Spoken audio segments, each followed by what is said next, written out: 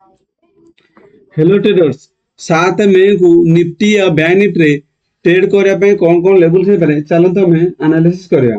चलते प्रथम देखा निफ्टी निफ्टी रे जदि आम डेली कैंडल को देखा मार्केट टॉप रे टॉप रू एक्जाक्टली टॉप रू मार्केट बार बार सेल आसुची स्टार्टिंग रू माने 22 अप्रैल 22 अप्रैल ठारू कंटिन्यूअसली प्राय कैंडल रे सेलिंग आसी आमर 28 अप्रैल यही कैंडल को छाड़देले प्राय सब कैंडल रे अपसाइड रु सेलिंग प्रेशर ही पड़ुची।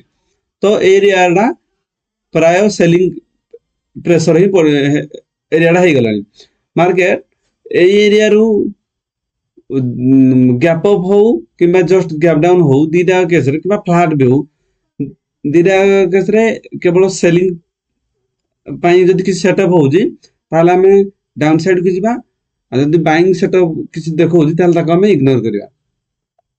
सेलिंग सेटअप जदि किसी मिलुची ताले नबाक पड़िबो। आज जो भला रेड कैंडल हेची एठू भी पॉसिबिलिटी रहउची कि ना एठू मार्केट डाउन साइड आसबार चांस अछि। 2 मई रे जो भला कैंडल हेची ग्रीन कैंडल हेले भी किंतु ऊपर ऊपर जो सेलिंग प्रेशर पड़िची एगुडा को सब डाउन साइड व्यू ही से शो करूची।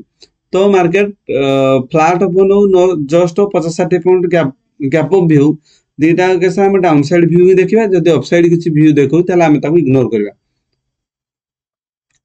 जदि 15 मिनिट टाइम फ्रेम रे देखिबा मार्केट आज कोन कला एग्जैक्ट 24500 सेइठू ओपन हेगी विराट बड़ गोटे रेड कैंडल कला तापरे धीरे धीरे धीरे मार्केट डाउन साइड को सेलिंग प्रेशर देछि।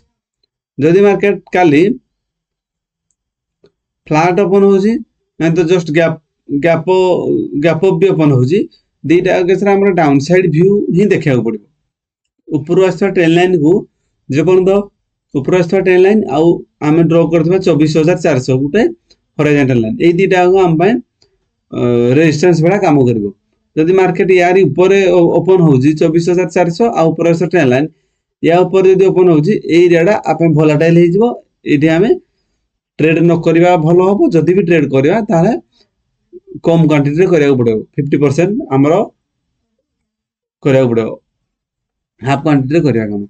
जदि मार्केट डायरेक्टली 24300 ए जो गुटे हमर अछि 24300 तळे जदि डायरेक्टली गैप डाउन ओपन होजी ताले मार्केट रो व्यू कंप्लीटली नेगेटिव हो। जदि मार्केट ए जो हमरो ट्रायंगल पैटर्न होजी 24300 ऊपर आस्तवा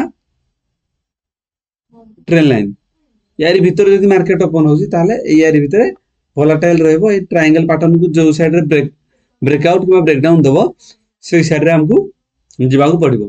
फिर भी जदि अपसाइड ब्रेकआउट दोजी ताले ताको इग्नोर करिया डाउन साइड जदि किछि ब्रेकआउट ब्रेकडाउन दोजी ताले हमें डाउन साइड को जिबा।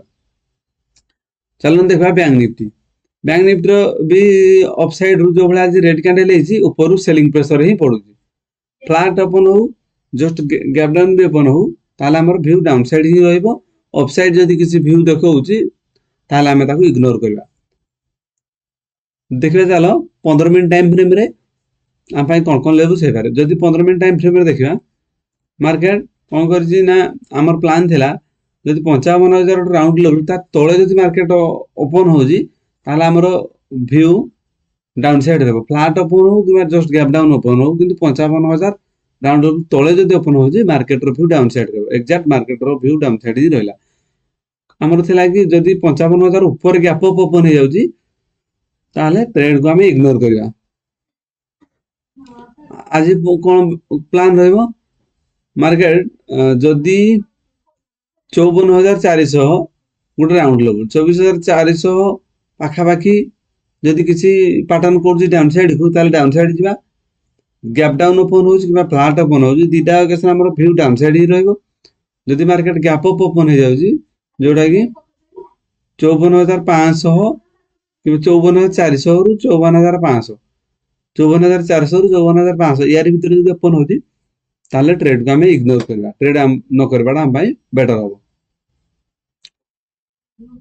एई भली निफ्टी आ बैंक निफ्टी रे ट्रेडिंग लेवल्स पे वीडियो को लाइक एवं चैनल को सब्सक्राइब करंतु। Thank you.